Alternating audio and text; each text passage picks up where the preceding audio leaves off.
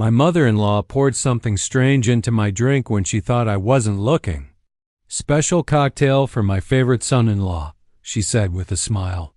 I thanked her and discreetly switched glasses with her husband, who always criticized my career. 45 minutes later, he was pale and violently ill. My name is Julian Mercer, 32 years old, and I am an independent photographer based in Asheville, North Carolina. I've built my business from nothing: weddings, wildlife, magazine spreads, the kind of work that pays the bills if you're good at it, and I am. But to my in-laws, especially Diane, what I do has never been enough. "How's the little photography hobby?" Gerald would ask at family dinners, not even trying to hide his disdain. He was an investment banker, the kind of man who measured success in square footage and stock options. Every Sunday dinner at their house was the same. Diane would fuss over her daughter while Gerald interrogated me about my finances. My wife Haley would squeeze my hand under the table, a silent apology for her parents. I'd been shooting a wildlife assignment in Montana all week, trudging through knee-deep snow to photograph bison for National Geographic. I was exhausted, but Haley insisted we couldn't miss her mother's birthday dinner. "Just a couple of hours," she promised. I should have listened to that knot in my stomach when Diane cornered me in the kitchen. The way her eyes darted around before she handed me that drink, the slight tremor in her fingers as she said, "I made it special, just for you." Something wasn't right. I just didn't know how wrong it was about to get. Haley and I met 6 years ago at an art exhibition where my work was featured. She was finishing her master's in environmental science, and I was just starting to make a name for myself. We connected instantly. She understood my need to capture the world through a lens, and I admired her passion for protecting it. Her parents were another story. From our first meeting, Gerald made it clear he had expected someone different for his daughter, someone with a desk job, a retirement plan, a company car. Someone exactly like him. Diane was subtler. She'd praise my photos while asking when I planned to settle into something stable. She'd invite me to family functions then, introduce me as the photographer instead of her son-in-law. For years, I tried to win them over. I'd bring expensive wine to dinner, show them published work, and mention high-profile clients. Nothing changed their perception that I was just passing through their daughter's life, a phase she'd outgrow. Last Christmas, I overheard Diane on the phone. "Haley could have married Thomas, you know? Orthopedic surgeon, family money. But she chose the creative one." The way she paused before creative made it sound like a disease. Gerald was more direct. When Haley and I announced we were trying for a baby, he pulled me aside. "Children are expensive, son. Maybe think about real employment before bringing one into the world." I never told Haley these things. She loved her parents despite their flaws, and I didn't want to force her to choose sides. So I smiled, shook Gerald's hand firmly at every visit, complimented Diane's cooking, and kept my thoughts to myself. But there were signs I should have taken more seriously. The way Diane would ask Haley to help in the kitchen whenever I talked about a successful project. How she'd accidentally exclude me from family photos. The time Gerald suggested therapy for Haley's impulsive decisions while looking directly at me. I ignored it all, thinking time would eventually bring acceptance. I was wrong. On Friday of Diane's birthday dinner, I returned from Montana with raw, wine-burned cheeks and a memory card full of images that would pay our mortgage for 3 months. I was bone-tired, but I showered, put on a button-down shirt, and drove us to her parents' colonial-style home in the expensive part of town. Dinner started normally. Gerald bragged about a recent deal. Diane fussed over the table settings. Haley's brother Owen and his wife Vanessa made polite conversation. I nursed a beer and counted the minutes until we could leave. After the main course, Diane announced she'd made her famous sangria for dessert. She disappeared into the kitchen, and I offered to help carry glasses. That's when I saw it. She had two glasses separate from the others. As I entered, she quickly added something from a small vial into one of them. It wasn't a garnish or flavor. It was colorless, odorless.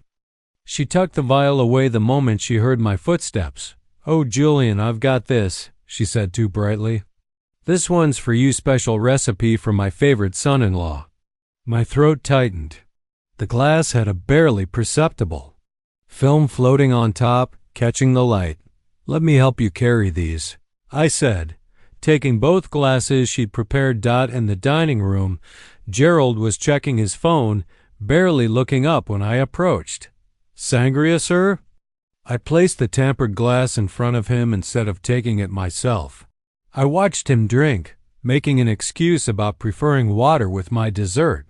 45 minutes later, Gerald was pale, sweating, and rushing to the bathroom. The violent sounds of his illness echoed through the house. Diane's face drained of color when she realized what had happened. Her eyes met mine across the table. In that moment, I knew two things with absolute certainty. My mother-in-law had tried to poison me, and she knew that I knew. I didn't react, didn't confront her. I just ate my chocolate cake while Haley rushed to check on her father. In the chaos that followed, Gerald insisting it must have been food poisoning, Diane stammering about bad shellfish, I quietly pocketed the untouched glass meant for me. Something had shifted inside me. The anger I felt wasn't hot or explosive. It was cold, deliberate. I wasn't just going to let this go, but I wasn't going to fight their way either. I was going to make them face exactly who they were. The Monday after the dinner, I took the glass to Jason, a former client who ran a toxicology lab. "Personal or professional?" he asked when I explained what I needed. "Family matter," I replied. 3 days later, he called. "Julian, there were benzodiazepines in that drink. Nothing lethal, but enough to knock someone out for hours. Maybe cause some memory loss. Where did you get this?" I thanked him and asked for a written report. I didn't answer his question. That night, I told Haley I wanted to skip Sunday dinner for a while. Sighed I needed to focus on an upcoming exhibition. She was disappointed but understood. I didn't tell her about the test results. Not yet. I needed more information first. Over the next 2 weeks, I did some digging. Diane had a prescription for Xanax from 3 different doctors. She'd been doubling and tripling her doses for years. There were also rumors about her in town: strange behavior at a neighbor's party, accusations of stealing jewelry at her country club. Stories her family had worked hard to bury. I compiled everything and waited for my moment. It came when Haley mentioned her mother needed photos for a social media profile. She specifically asked if you would take them. Haley said, surprised. By the request, I agreed. The following Saturday, I arrived at their house alone. Camera bag in one hand, a sealed envelope in the other. Diane was waiting, dressed expensively, makeup perfect. "Gerald's at the office," she explained. "Before we start," I said quietly, "I thought you might want to see this." I handed her the envelope containing the toxicology report, along with printouts of her multiple prescriptions. Her hands trembled as she read. "This is absurd," she whispered. "I would never. We both know what happened," I cut her off. "What I don't know is why." Her face hardened. "You're not good enough for my daughter. You never will be. A man should provide security, not pictures. And drugging your daughter's husband provides security? It wasn't going to hurt you," she snapped. "Just make you sick. Make you miss that ridiculous gallery opening you've been talking about for months. Show Haley that you're unreliable." I let that sink in. "Here's what happens next," I said finally. "You're going to tell Gerald what you did. Then you're both going to start treating me with respect, not because you've suddenly changed your minds about me, but because the alternative is Haley finding out exactly who her parents are." Diane laughed, but it sounded hollow. She'd never believe you over us. Maybe not, but she'd believe the lab report, and the prescription records, and the neighbors you've alienated. Are you willing to bet your relationship with your daughter on that? I left without taking a single photo. That night, Diane called Haley in tears, claiming I'd behaved inappropriately during our session, said I'd been hostile and threatening. When Haley confronted me, I couldn't hide the truth anymore. I showed her everything, the lab report, the prescriptions, even text messages from her mother that had become increasingly hostile over the years. My mother wouldn't do this. She kept saying, but her voice lacked conviction. The next day, she confronted her parents. I wasn't there, but when she returned home, her eyes were red from crying. My father says it's all a misunderstanding, she said quietly, that you're trying to drive a wedge between us because you're insecure about your career. I just nodded. I'd expected this. What do you think? I asked. She didn't answer. Just crawled into bed and turned away from me. I'd pushed back, but somehow I'd fallen deeper into their trap. Now I was the villain in their story, and they'd managed to plant doubt in the one person whose opinion mattered most to me. For 2 weeks, Haley barely spoke to me. She went to her parents' house alone, came back with red eyes and new doubts.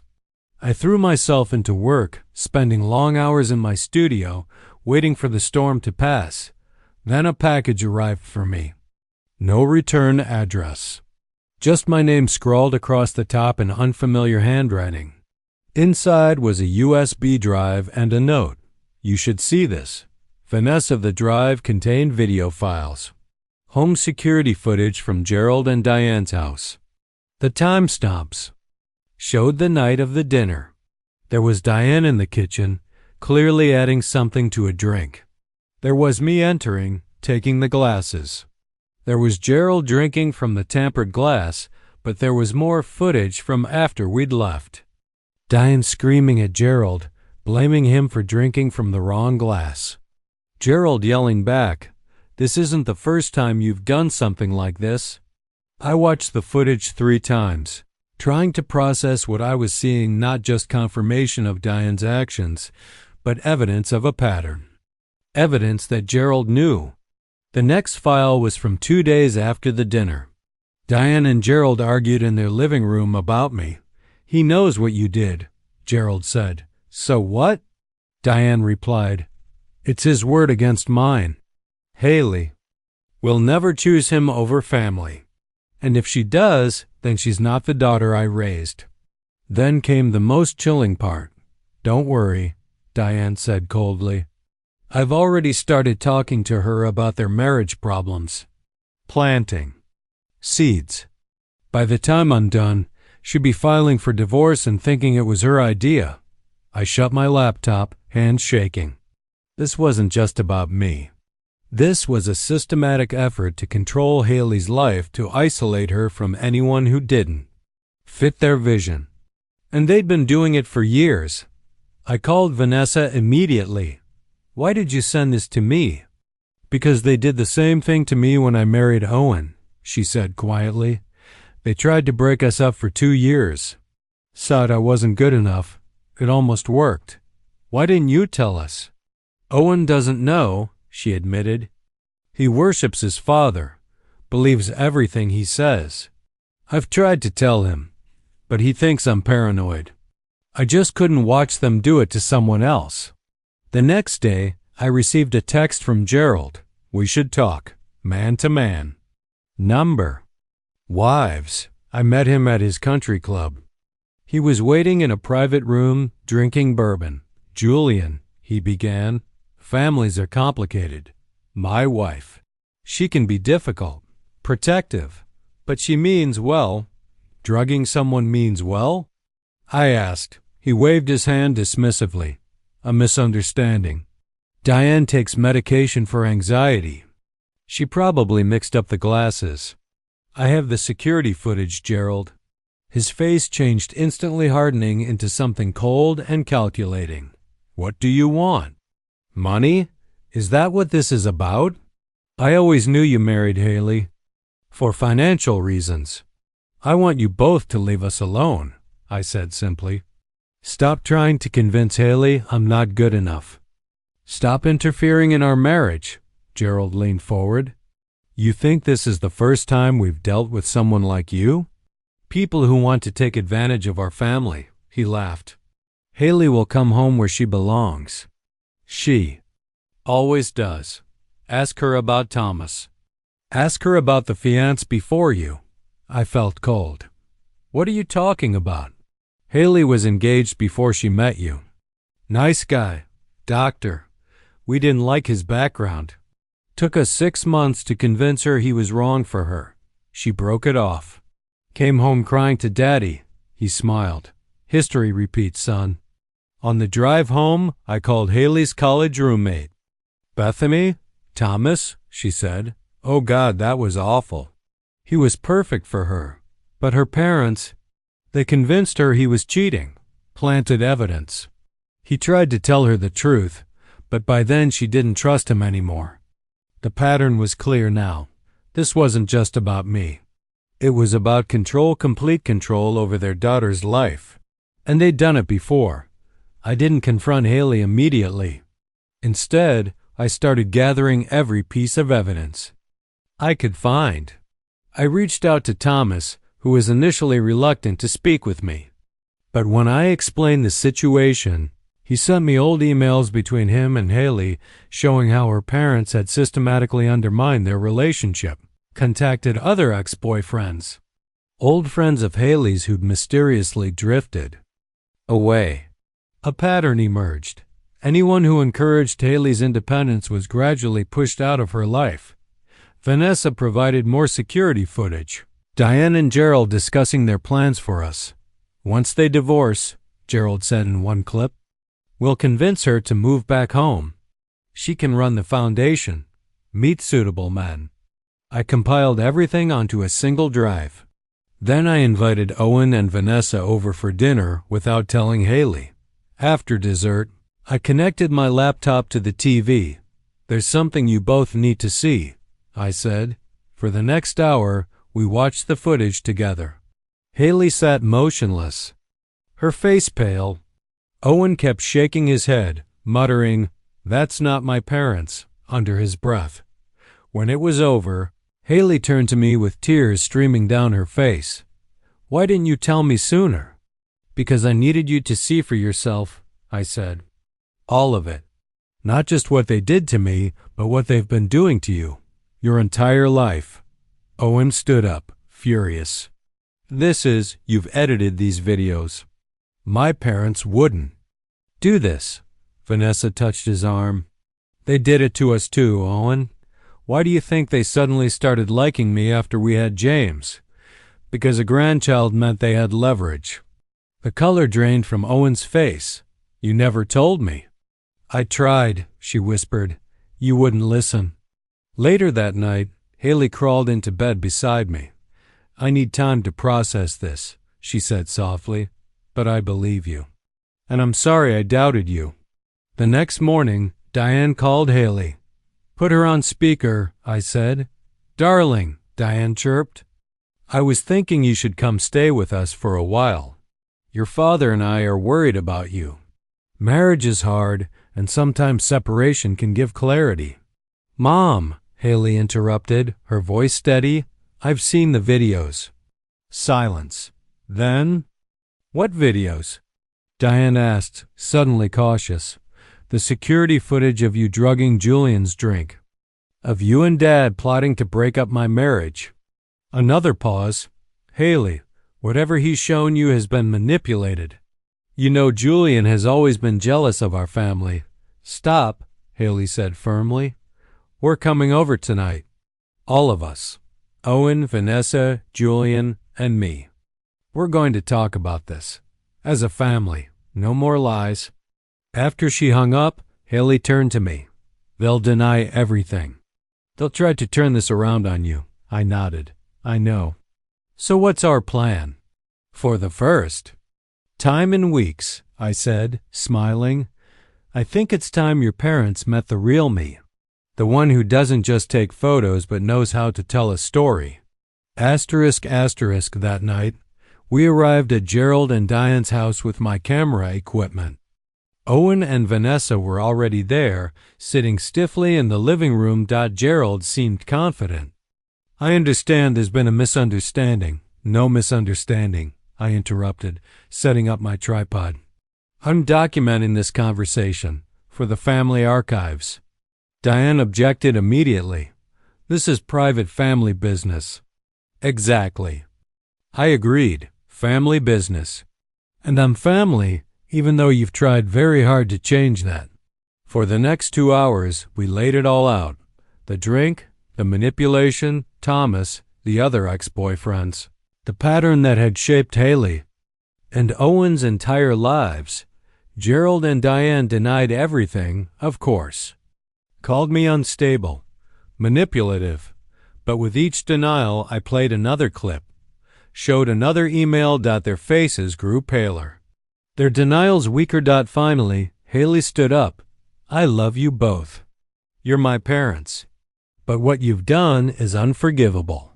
You don't get to control my life anymore. Owen nodded. We're adults. We choose our own partners, our own path. Diane started crying, not from remorse, but from the realization that she was losing control. Gerald just looked stunned, as if he couldn't comprehend that his children were defying him. As we prepared to leave, I handed Gerald a USB drive. This contains everything, the footage, the emails, the testimonies. It's yours to keep. What's that supposed to mean? He asked suspiciously. It means that I'm not going to ruin your reputation by sharing this with anyone else. That would hurt Haley, and I would never do that. I paused. But if you ever try to interfere in our marriage again, if you ever try to manipulate Haley or speak against me, copies will go to every member of your country club, your business partners, and your precious social circle. For the first time since I'd met him, Gerald looked at me with something resembling respect. I underestimated you. Yes, I said simply. You did. 6 months passed. Haley and Owen began therapy to work through the damage their parents had caused. Diane and Gerald kept their distance, sending occasional texts, but respecting the boundaries we'd established. Then, over the holidays, they invited us all to dinner. A fresh start. The invitation read. Haley wanted to go.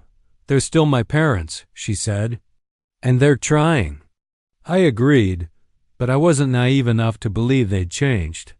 When we arrived, everything seemed normal. Diane had prepared a feast. Gerald was charming, asking about my latest projects with what appeared to be genuine interest. After dinner, Gerald invited me into his study. I have a proposition for you, he said, pouring me a scotch. I've been thinking about your career. Photography, well, it's been good to you. But have you considered diversifying? I could bring you into my firm, junior partner track. The salary would be substantial. I took the glass but didn't drink. Why would you do that? Your family, he said smoothly. And I respect how you handled the unpleasantness. You protected my daughter while standing your ground. That's what a real man does. I set the glass down, untouched. I appreciate the offer. But, no, his smile tightened. Julian, be reasonable. This is an olive branch. A way for us to move forward. No, I repeated. It's another attempt at control. You can't buy me, Gerald. And you can't stand the fact that Haley loves me exactly as I am. Don't be a fool, he hissed, dropping the facade. Everyone has a price. I stood up. That's where you're wrong. And that's why you'll never understand your daughter. Final paragraph. I walked back to the dining room where Diane was showing Haley photo albums. Look at these. She was saying, You were so happy when you lived at home. Haley caught my eye across the room. She could see from my expression that something had happened. I gave a slight nod and she stood up. Mom, Dad, she announced clearly, I have something to tell you. Everyone turned to look at her. We're having a baby. Julian and I'm 3 months pregnant. The shock on their faces was genuine. Diane recovered first, rushing to embrace her daughter with tears in her eyes. Gerald approached more slowly, glancing between Haley and me. "Congratulations," he said stiffly. "Thank you," I replied. Then, lowering my voice so only he could hear, "This child will never be a pawn in your games. I promise you that." His face hardened, but he nodded once. He understood the message. As we drove home that night, Haley squeezed my hand. "They'll never change, will they?" "No," I said honestly, "but they'll have to accept that." We have. 3 weeks later, a certified letter arrived from Gerald's attorney. Inside was a deed to our house, which we'd been renting, and legal documents establishing a trust fund for our unborn child. There was no note, no conditions, no strings, just the transfer of assets. Clean and irrevocable. It wasn't an apology. Gerald wasn't capable of that. But it was an acknowledgement, perhaps the only one he could give, that we had won. Our daughter was born in summer. We named her Eliza, after my grandmother. When Diane and Gerald came to the hospital, they brought gifts but maintained a respectful distance. They cooed over the baby, took photos, and left without trying to give us parenting advice or financial lectures. Months passed. Our relationship with them settled into something resembling normalcy. They never apologized for what they'd done, but they stopped trying to control Haley's life or undermine my career. One evening, as I was editing photos in my studio, Haley came in carrying Eliza. "My mother called? She said she wants us to come for Christmas." I looked up from my computer. "What do you want to do?"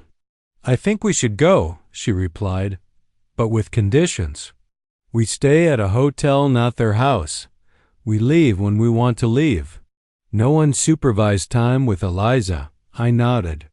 "Sounds reasonable." She sat down beside me, bouncing the baby gently on her lap. "You know, I used to think success meant making my parents happy, getting their approval, meeting their expectations." She looked down at our daughter, then back at me. "Now I know it's about making choices I can be proud of, standing by the people I love." 2 weeks before Christmas, a large envelope arrived from Gerald. Inside was a glossy brochure for his company's annual report. My photographs were featured throughout: landscapes, portraits, architectural shots. The work I'd done on my own terms, without his interference. There was a brief note: "Hired the best photographer I know. Thought you'd want a copy." It wasn't forgiveness or reconciliation. It was something else: respect. Perhaps the acknowledgement that I was successful on my own terms, not his. I didn't call to thank him. We both understood. This wasn't about gratitude. It was about recognizing the new boundaries, the new reality. That spring, I opened my own gallery in downtown Asheville. At the grand opening, Haley stood beside me, Eliza on her hip. My parents flew in from Oregon. Friends and clients filled the space, admiring the images I'd captured. Over the years, Gerald and Diane came too. Toward the end of the evening, they didn't stay long. Diane held Eliza briefly under Haley's watchful eye. Gerald shook my hand, nodded at the photographs with genuine approval, and left without making any suggestions about how I should run my business. As we locked up that night, Haley asked, "Do you think they've changed?" I considered the question carefully. "No," I said finally, "but they've accepted that they can't change us. And sometimes that's enough." Later, as we sat on our porch watching the stars come out over the mountains, Eliza asleep in her crib upstairs, I realized something I'd never fully articulated before. I hadn't won by playing Gerald and Diane's game. I'd won by refusing to play it at all. I'd stood my ground, protected what mattered, built my life according to my own definition of success, not with schemes or manipulation, But with honesty and quiet persistence, in the end, that was the most satisfying revenge of all, living well, on my own terms, with the family I loved beside me.